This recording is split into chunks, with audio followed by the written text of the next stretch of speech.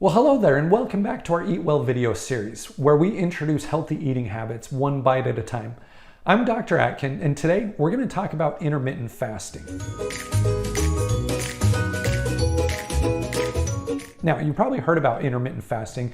It's a very popular way to lose weight, but the benefits of intermittent fasting go well beyond weight loss. And we're going to talk a little bit about that today, but let's just talk about the basics of what intermittent fasting is. Really, at its essence, all it is starting to put more time in between dinner and your next meal, right? So the way that people start off intermittent fasting is that they'll eat dinner at 6 o'clock, and then afterwards they'll brush their teeth and they won't eat anything for at least 12 hours. In fact, that 12 hours can extend, for some people, up to 18 hours. And so all you're doing is you're putting more space in between meals. So you ask yourself, well, what's the benefit of that? Why would I start putting more time in between meals? And the answer to that is that the way that you lose fat in your body is that your body needs to metabolize your fat stores. It needs to start eating itself, right? And if it would just start eating your fat storage for its fuel, then you'd be losing weight, you'd be losing the fat, and that's exactly what you want. But here's how our bodies consume energy and use energy, right? The first thing that your body's going to use is any glucose, which is just simple sugars in our bloodstream that's available.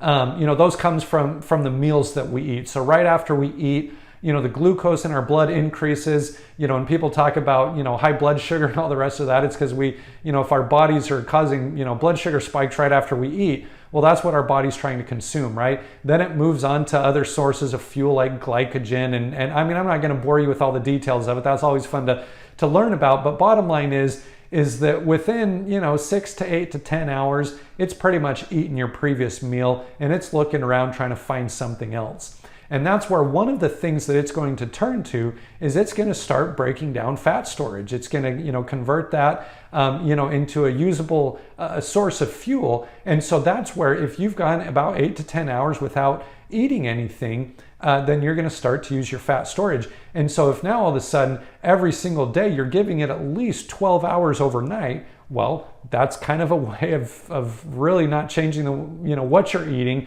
but just putting more time in between the meals, and that's very beneficial.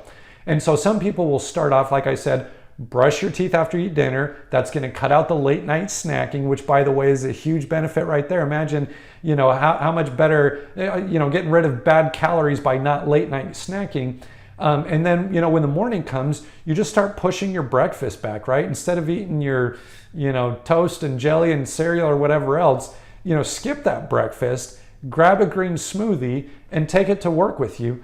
And just drink your green smoothie whenever you feel like it, right? If you're pushing, you wake up in the morning, you drink a big glass of water, you exercise, you shower, you move on with your day. Your brain hasn't even had a chance to think about breakfast.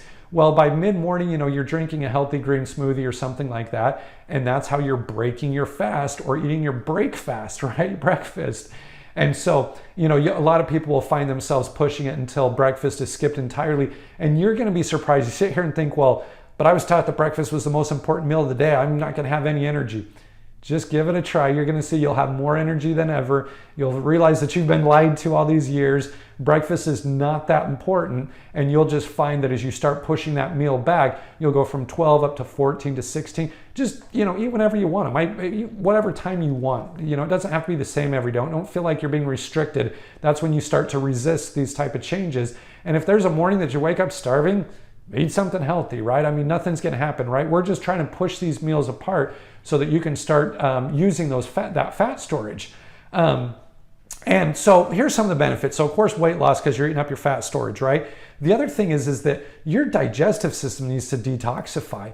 I mean, sometimes we're just constantly eating. I mean, this idea of 6, 8, 10 meals a day, I mean, I'm not going to, try to fight you on that, but it's not the way that healthy bodies need to function. We don't need that many meals. We need time when our gut is completely empty, where we've emptied the bowels.